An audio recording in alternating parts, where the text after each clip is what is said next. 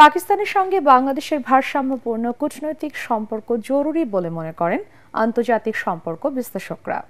তারা বলছেন, গত 15 বছরে দেশটির সঙ্গে সম্পর্কের যে অবনতি হয়েছে তাতে কোনো পক্ষই লাভবান হয়নি। তবে পাকিস্তানের সাথে সম্পর্ক ভালো করতে গিয়ে দক্ষিণ এশিয়ার অন্য দেশগুলো যেন সাংঘর্ষিক অবস্থায় চলে না যায় সেদিকেও খেয়াল রাখার পরামর্শ বিশ্লেষকদের। রিপোর্ট আদ্দিন সজীবের। প্রায় 15 বছর পর ঢাকায় বাংলাদেশ পাকিস্তানের বৈঠক। 24-এর গণ অভ্যুত্থানে আওয়ামী শাসনের পতনের পর দুই দেশের সম্পর্কে এক নতুন মোড়। যদিও কূটনৈতিক এ সম্পর্কের উন্নতির ইঙ্গিত পাওয়া গিয়েছিল আগেই, তবে এবার ঐতিহাসিকভাবে অমীমাংসিত বিষয়গুলোই গুরুত্ব দেয় বাংলাদেশ। 71-এ গণহত্যার বিষয়ে পাকিস্তানের আনুষ্ঠানিকভাবে ক্ষমা চাওয়া, আটকে পড়াদের প্রত্যাবাসন এবং বিদেশি সাহায্যের অর্থ হস্তান্তর সহ আলোচিত ইস্যুগুলো তুলে ধরে বাংলাদেশ। পাকিস্তানও এসব বিষয়ে আলোচনায় আগ্রহ প্রকাশ করে। আমি মনে করি এটা ওয়েলকাম ইনিশিয়েটিভ। বাংলাদেশের সাথে পাকিস্তানের সম্পর্কটাকে যে লেভেলে নিয়ে যাওয়া হয়েছিল এটার বাস্তব কোনো ভিত্তি আমার কাছে মনে হয়নি, মানে যুক্তিহীন একটা সিদ্ধান্ত ছিল আর কি। পাকিস্তানের কাছ থেকে যে ধরনের পাওনা টাওনা এগুলোর বিষয়ে আমাদের কোনো কম্প্রোমাইজ নেই, কিন্তু তার মানে এই না যে আমরা পাকিস্তানের সাথে একটা ডিপ্লোম্যাটিক সম্পর্ক রাখতে পারবো না। মনে রাখতে হবে যে সব দ্বিপাক্ষিক সম্পর্কই আমাদের প্রয়োজনের আঙ্গিকে নিরূপিত হয়। কাজেই সকলের সাথে যে সম্পর্ক একরকম হবে তা কিন্তু নয়। আমাদের স্বার্থের আলোকে কারোর সাথে একটু বেশি হবে, কারোর সাথে একটু কম। বিশ্লেষকরা বলছেন, গত 15 বছরে দুদেশের সম্পর্কের যে অবনতি হয় তা কারোর জন্যই ভালো হয়নি। তবে ভারত বা অন্য কোনো দেশের স্বার্থে নয়, বরং নিজেদের প্রয়োজনে পাশের দেশগুলোর সাথে ভারসাম্যপূর্ণ কূটনৈতিক সম্পর্ক এগিয়ে নেওয়ার তাগিদ দেন তারা। আমরা কখনোই এটা মনে করি না যে দ্বিপাক্ষিক সম্পর্কের প্রভাব নেতিবাচকভাবে তৃতীয় পক্ষের উপর যাক, অথবা তৃতীয় পক্ষ সেটা নিয়ে পীড়িত হোক। আমি মনে করি বাংলাদেশ পাকিস্তান সম্পর্ক স্বাভাবিক হলে তাতে ভারতের খুব চিন্তিত হওয়ার কোনো কারণ তো দেখছি না। বাংলাদেশকে তার কথা মতো চলতে হবে, পরিষ্কার কথা। দক্ষিণ এশিয়া হলো আমার কথা মতো চলবে, এই যে মানসিকতা থেকে ভারত এখনো মুক্ত হইতে পারে নাই। আমরা অবশ্যই আমাদের সভরিং পজিশন, সার্বভৌমত্বের যে অবস্থান, আমাদের নিজস্ব সিদ্ধান্ত নেওয়ার ক্ষমতা, এখানে আমরা কেন কম্প্রোমাইজ করব? এবং সেটা সেই দৃষ্টিকোণ থেকে আমি মনে করি হোয়াট উই আর ডুইং, বা যেভাবে বাংলাদেশ পাকিস্তান সম্পর্কের বিষয়গুলো আগাচ্ছে, ফাইন, এটা বাংলাদেশের জন্য ভালোই হবে। আগামী 27 ও 28 এপ্রিল ঢাকা সফরে আসছেন দেশটির উপপ্রধানমন্ত্রী এবং পররাষ্ট্রমন্ত্রী ইসহাক দার। শেষ পর্যন্ত দুদেশের অমীমাংসিত বিষয়গুলোর কতটা অগ্রগতি হয় তাই দেখার অপেক্ষা। আদ্দিন সজীব, এটিএন বাংলা, ঢাকা। 65% পর্যন্ত বিদ্যুৎ সাশ্রয়ী হাইসেন্স এসি, যার ফাস্ট কুলিং মোড দ্রুত ঘর ঠান্ডা করে। হাইসেন্স। রাখাইনে চলমান রাজনৈতিক অস্থিরতায় বাংলাদেশ অস্বস্তিতে আছে বলে জানিয়েছেন পররাষ্ট্র উপদেষ্টা তৌহিদ হোসেন।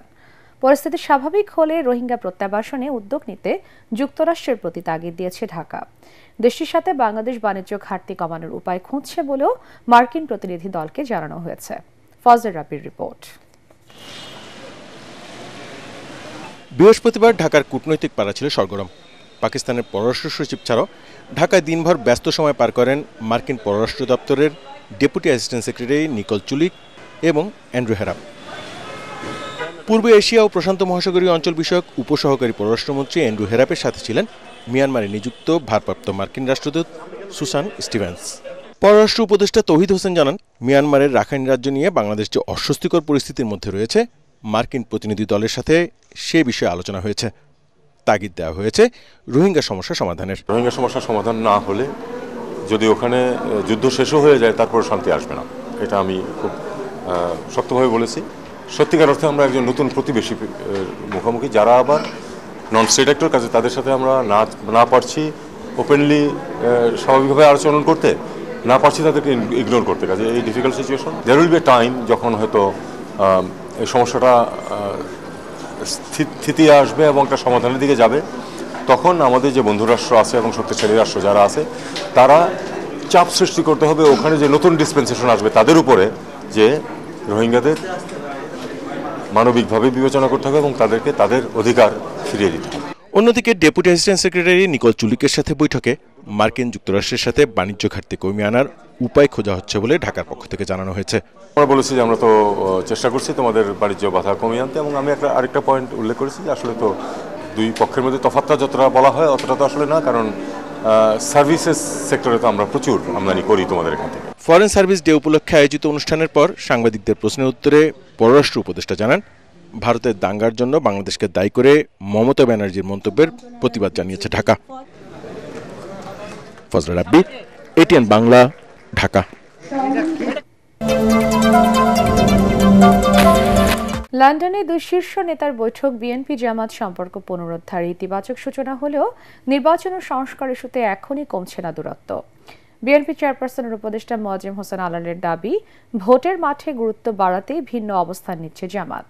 আর জামাতের সহকারী সেক্রেটারি জেনারেল হামিদুর রহমান আজাদ বলছেন, সংকীর্ণ দলীয় স্বার্থই দূরত্ব তৈরির মূল কারণ। তবে কৌশলে ভিন্নতা থাকলেও আওয়ামী লীগ ইস্যুতে ঐক্যবদ্ধ পুরনো এই দুই মিত্র। বিস্তারিত ইকরামুল হক সায়েমের রিপোর্টে। রাজনৈতিক মিত্র হিসেবে বিএনপি জামাতের সম্পর্ক বেশ পুরনো, তবে 5 আগস্টের পর তাতে কিছুটা ফাটল ধরে। বক্তব্য বিবৃতিতে মুখোমুখি অবস্থান নেন দুই দলের নেতারা। সংস্কার প্রস্তাবে মতপার্থক্যের পাশাপাশি নির্বাচনের সময়সূচি নিয়েও ভিন্ন অবস্থানে বিএনপি জামাত। আমরা December cut out time, Mirza সাহেব বলেছেন যে কাট অফ টাইম, আমরা ঠিক ওই রকম কথা বলতে চাচ্ছি। এই অবস্থায় সম্প্রতি লন্ডনে বিএনপি চেয়ারপারসন বেগম খালেদা জিয়া ও ভারপ্রাপ্ত চেয়ারম্যান তারেক রহমানের সঙ্গে জামাতের আমির ডাক্তার শফিকুর রহমানের বৈঠক কৌতূহল তৈরি করেছে জনমনে। দুদলের নেতারা বৈঠকটিকে সৌজন্যমূলক বললেও তা দূরত্ব কমানোর সূচনা বলে মনে করেন অনেকে। ওটা একটা সৌজন্য সাক্ষাৎ নাকি আসলে গুরুত্বপূর্ণ কিছু আলোচনা হয়েছে, এটা হয়তো ধীরে ধীরে প্রকাশিত হবে সময় মতো।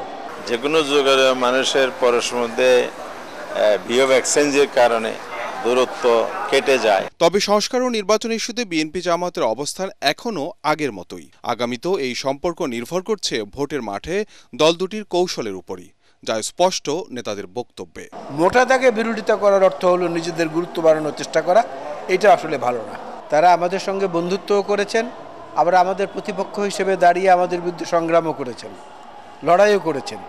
দুটো জিনিসই জামাত ইসলামের মধ্যে বৈশিষ্ট্যের মধ্যে আছে। অতীতের যে জোটের রাজনীতির অভিজ্ঞতা, সেখানে যে শুধু আমি নেব দেব না, এই যে সংকীর্ণ মানসিকতা, অন্যকে তার ন্যায্য অধিকারের জায়গাটাকে বঞ্চিত করে, সেই জায়গায় সচেতন কোনো মহল এটাকে সেভাবে রেসপন্স করবে বলে আমার মনে হয়। বিএনপি নেতা অ্যাডভোকেট মোয়াজ্জেম হোসেন আলালের দাবি, আওয়ামী লীগ ইস্যুতে খুব একটা ভিন্নতা নেই জামাতের সঙ্গে। অন্যদিকে মৌলিক সংস্কার ইস্যুতে বিএনপির সঙ্গেও ঐকমত্য তৈরি হবে বলে আশা জামাত নেতা হামিদুর রহমান আজাদের। ঐকমত্য কমিশন যে কাজটা শুরু করেছে, সংস্কারের জায়গাগুলোর যদি দুই দল এবং অন্যান্য দল সহ সবার যদি মিনিমাম পয়েন্টে যে ঐক্যবদ্ধ হয়ে যায়, তাহলে এখানে একটা ঐক্যবদ্ধ হওয়ার আর একটা জায়গা তৈরি হবে। ফ্যাসিবাদকে প্রতিহত করা বা তাদের পুনরুত্থান ঠেকানো, এটা হচ্ছে একটা জাতীয় ঐক্যমতের ব্যাপার। এটা স্বয়ংক্রিয়ভাবে হয়ে গেছে আন্দোলনের মধ্য দিয়ে। এইখান থেকে কেউ সরে গেলে বরং তার ক্ষতি হবে। মতপার্থক্য আছে, এটা থাকা খুবই স্বাভাবিক। জাতীয় ঐক্যের প্রশ্নে আবার এই মতপার্থক্য দূর হয়ে যাবে, আমরা এটা আশা করি। সবকিছু ছাপিয়ে আর জোটবদ্ধ নয় পুরনো মিত্র বিএনপি জামাত। আগামী সংসদ নির্বাচনে একে অপরের প্রতিপক্ষ হচ্ছে তা এখন অনেকটাই স্পষ্ট। ইকরামুল হক সায়েম, এটিএন বাংলা, ঢাকা।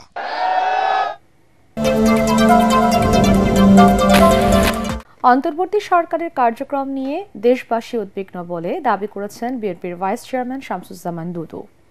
ইলিয়াস আলী চৌধুরী আলম সহ গুমের শিকার বিএনপি নেতাদের সন্ধান চেয়ে জাতীয় প্রেস ক্লাবের সামনে যুব সমাবেশে তিনি এই কথা বলেন। বিএনপি যাতে জনগণের রায় নিয়ে ক্ষমতায় আসতে না পারে, সেজন্য অন্তর্বর্তী সরকার জাতীয় নির্বাচনকে এড়িয়ে যাচ্ছে বলেও মন্তব্য করেন দুদু। তার অভিযোগ, গত 17 বছর গণতন্ত্র ধ্বংস, গুম, খুন ও বিরোধী মত দমনের সাথে জড়িতদের এখন নানাভাবে রক্ষা করা হচ্ছে।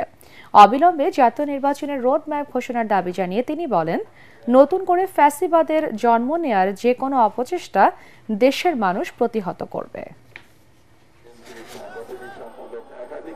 যাতে বিএনপি নির্বাচনের মধ্য দিয়ে, মানুষের সমর্থন আদায়ের মধ্য দিয়ে, ভোটের মধ্য দিয়ে সরকার গঠন করতে না পারে, সেই জন্য নির্বাচনকে এড়িয়ে যাওয়া হচ্ছে বলে আমরা মনে করি। যারা গণতন্ত্র গত 15-16 বছর ধরে ধ্বংস করেছে, নিশ্চিহ্ন করেছে, তাদেরকে কোনো না কোনো ভাবে রক্ষা করা হচ্ছে, কোনো না কোনো ভাবে ষড়যন্ত্র করার সুযোগ দেওয়া হচ্ছে। একটি নির্বাচিত সরকার প্রতিষ্ঠা করার জন্য অনতি বিলম্বে একটি রোডম্যাপ ঘোষণা করেন।